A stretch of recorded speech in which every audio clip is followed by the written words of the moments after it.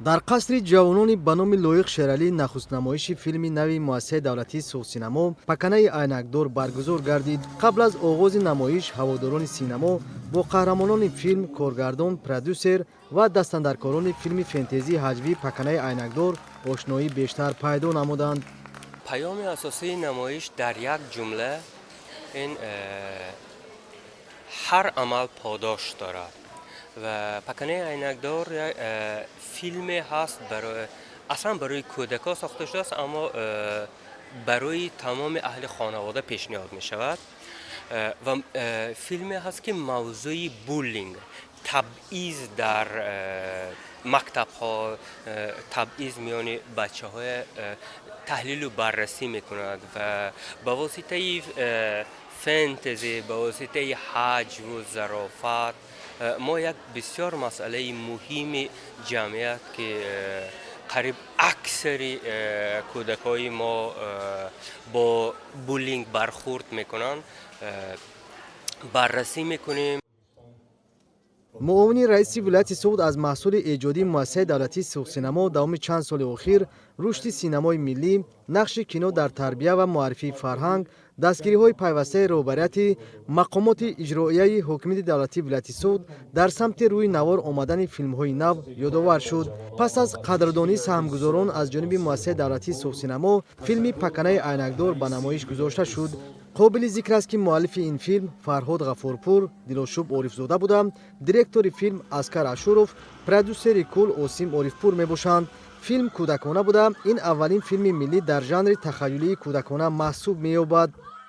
дар касе ин ки наздик ба 200 нафар иштирок карданд, аз байни он 200 нафар тақрибан 4-5 нафар номзад ба қаҳрамони марказӣ буд ва мо бо онҳо чандин маротиба суҳбатҳо гузарондем, тамрин кардем ва аз байнашон Абдуқодир номаш аст, уна интихоб кардем. ба кадом хотир интихоб кардем? Ин қаҳрамон як хеле қаҳрамони ҷолиб аст. худи ҳамин шахсияти Абдуқодир хеле як шахсияти ҷолиб аст. филми «Паканаи айнакдор» аз рӯзгори қаҳрамоне бо номи Сиёвуш қисса мекунад, ки чӣ тавр навраси ҷуссаашхӯрду айнакдор боиси мазаммат ва таҳқири ҳамсинфони худ қарор мегирад.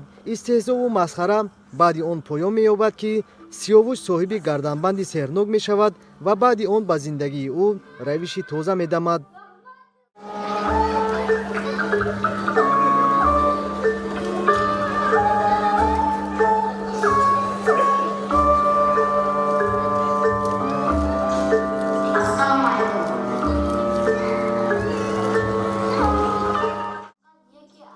дар филм ҳамеша нағзӣ кардан тарғиб мешавад ва дар натиҷаи амалу корҳои қаҳрамонҳои мусбат образҳои манфӣ тағйир меёбанд.